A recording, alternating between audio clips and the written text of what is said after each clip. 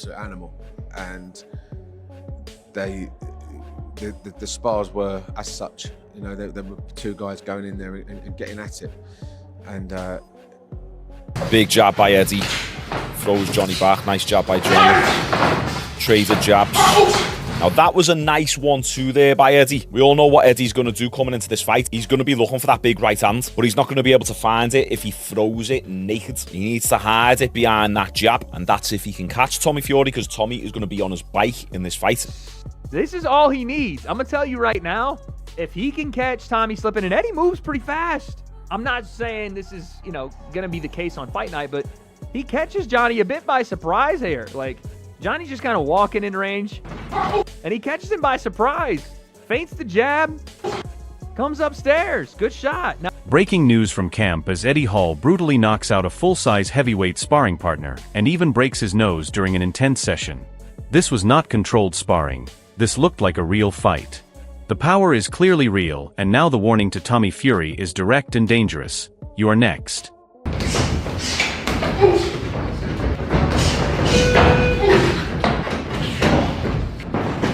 he'd be a lot more dangerous. Step in with the left foot, step with the back foot as well, and then just run that right hand. Was it a feint, or did he just not get there? I mean, either way, make your punches look like feint, because he doesn't really try to land the jab. He's just showing it to him so he can get to the right hand.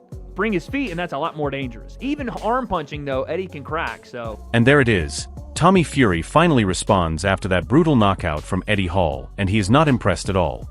He is brushing it off and backing his skills, almost mocking the hype. But this confidence could either silence Eddie or get him seriously hurt.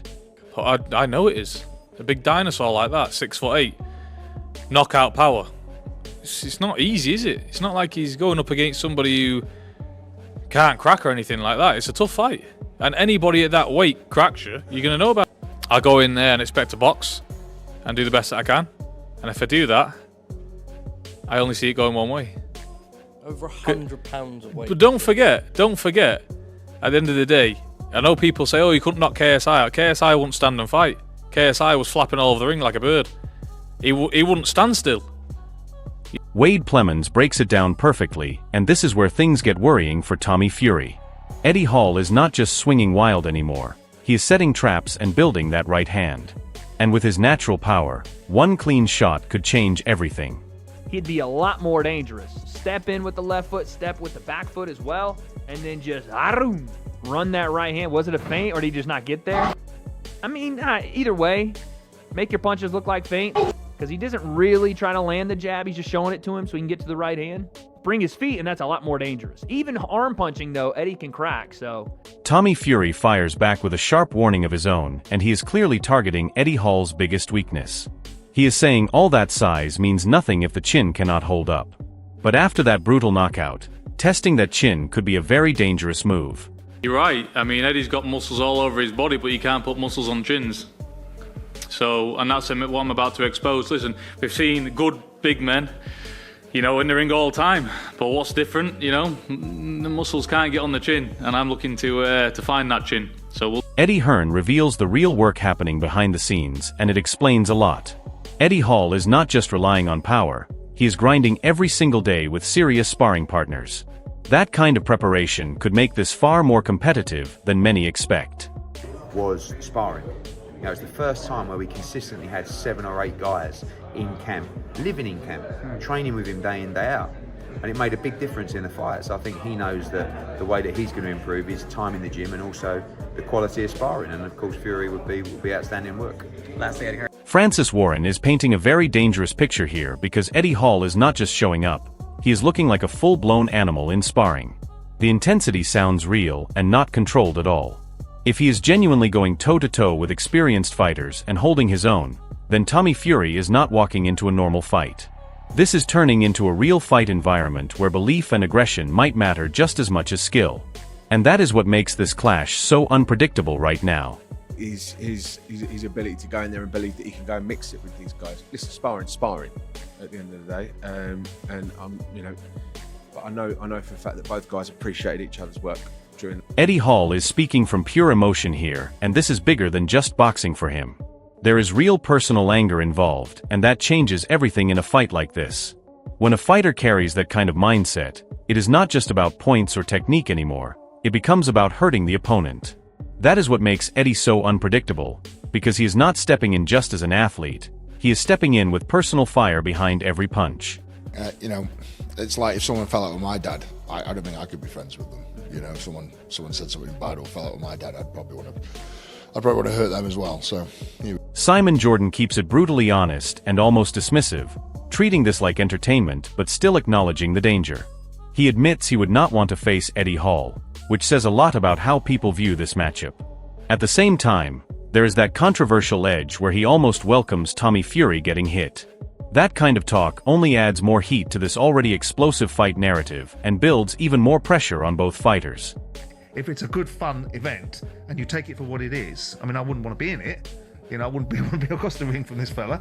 But notwithstanding, I'm quite happy for Tommy Fury to get a punch in the face. Sean Jones breaks down the actual tactical battle, and this is where the fight becomes more than just hype. Eddie Hall's jab is starting to set up real combinations, and if he hides that right hand properly, it becomes a massive danger. But the problem is Tommy Fury's movement, because if he stays mobile and sharp, he could frustrate Eddie and drain that power. This is where power meets boxing IQ, and the fight could swing either way depending on who controls the rhythm. Big jab by Eddie. Throws Johnny back. Nice jab by Johnny. Traded jabs. Now that was a nice 1-2 there by Eddie. We all know what Eddie's going to do coming into this fight. He's going to be looking for that big right hand, but he's not going to be able to find it if he throws it naked. He needs to hide it behind that jab, and that's if he can catch Tommy Fury, because Tommy is going to be on his bike in this fight. Wade Plemons is being very honest about the skill gap here, and he's basically saying Tommy Fury should be able to control the fight if he stays composed early. Eddie Hall is powerful and athletic, but still raw in boxing terms, and that is a major factor. However, even in his criticism, there is respect because Eddie's power changes everything. One mistake from Tommy, and all that technical advantage disappears instantly. That is why this fight is still so dangerous and so unpredictable despite the experience difference. He's going to take it seriously. Now, I expect Tommy to pretty much do what he wants with him if he can get, Eddie to relax a little bit after the first, second, and maybe third round, because as big as Eddie is and as athletic as he is, he can't box very much. He's not a great boxer. He swings for the bleachers. He's got great power, obviously, and he's a good athlete. Like, he's a really good quick-twitch athlete. But even in the Hafthor Bjornsson fight, I can't even believe we're referencing this in terms of a Tommy Fury fight, but even in that fight, I know Eddie had like one arm because he had a shoulder messed up, but Thor outboxed him and stuck a left hand on him. He was the southpaw. It was tricky, but and listen, and Tommy is not like a high-level operator, but he better be high-level enough. Dave Allen gives the most honest fan perspective here, and he is completely split on this fight. On one side, he respects both Tommy Fury and Eddie Hall and admits he will definitely watch it like everyone else. But on the other side, he calls it a circus and questions it as a real boxing match. That contradiction is exactly why this fight is trending so hard. People are criticizing it, but still tuning in. And that alone proves the commercial power behind this clash, even if purists do not fully accept it as real boxing. Of course I'll watch it. I like Tommy Fury a lot. I'm a Tommy Fury fan. Eddie Hall, I'm an Eddie Hall fan. I like the world's strongest man. A lot of respect for him. So of course I'll watch it. I'll watch it as it's a spectacle in it. It's part of the new bit of circusry that's come into boxing. All these exhibitions, different people from different sports coming in. But for all intents and purposes, as a boxing match, what a load of bollocks. Yeah, I don't think I don't like it too much. But I'll watch it because it's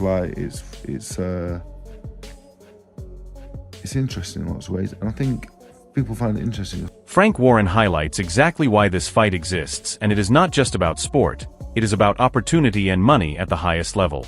He admits the attention is massive, and the financial reward is life-changing for the fighters involved. But at the same time, he is backing his man to win, which adds a competitive edge behind all the business talk. This is where boxing becomes a mix of risk, reward, and reputation. And for Tommy Fury and Eddie Hall, everything is now on the line in one high-pressure moment. Grabbed everybody's attention for various reasons, and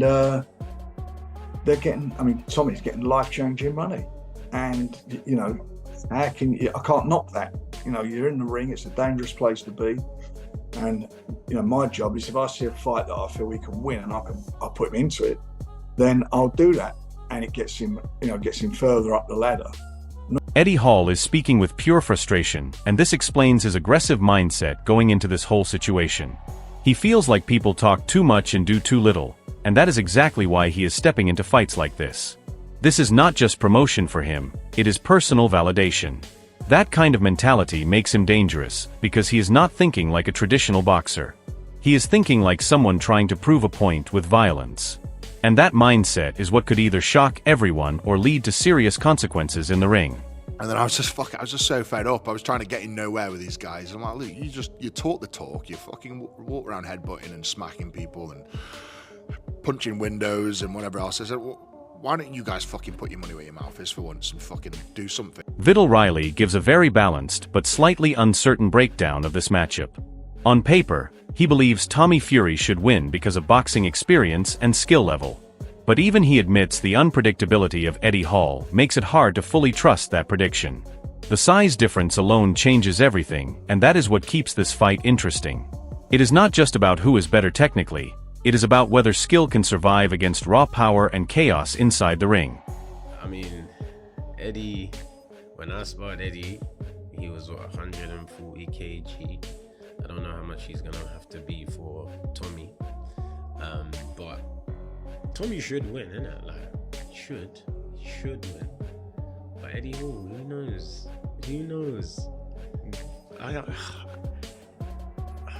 It makes sense for Tommy, innit?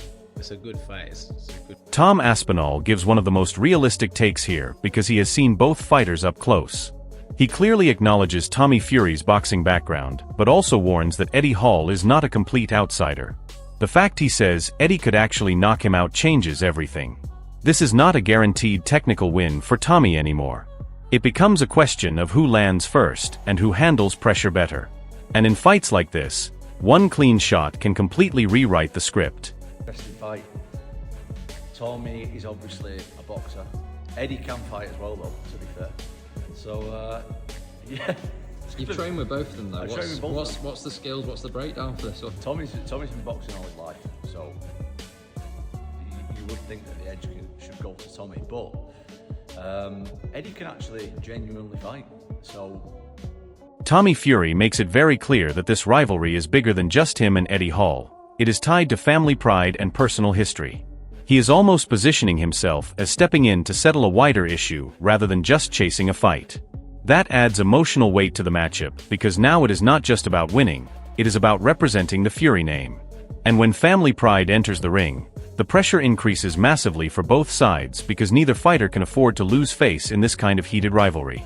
Yeah, I mean, at the end of the day, the real beef is between Eddie and my dad. You know, that's genuinely what has happened here. I'm only doing this fight because of my dad.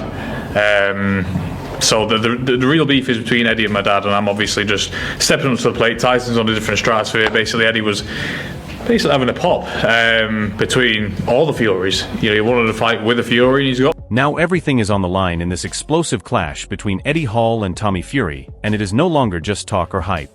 Eddie Hall is coming off brutal sparring knockouts and carrying pure aggression and belief that he can hurt anyone in front of him. Tommy Fury, on the other hand, is relying on experience, skill, and boxing IQ to survive and control the fight. The real question is simple but dangerous.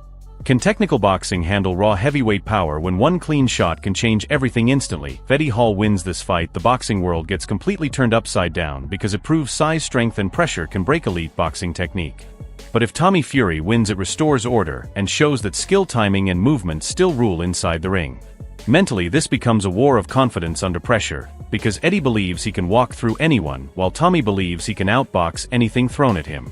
One mistake from either side could end the fight instantly, and that is what makes this so unpredictable and so dangerous at the same time. Now it is your turn to decide. Who do you think takes this fight and why? Is it raw power or pure boxing skill?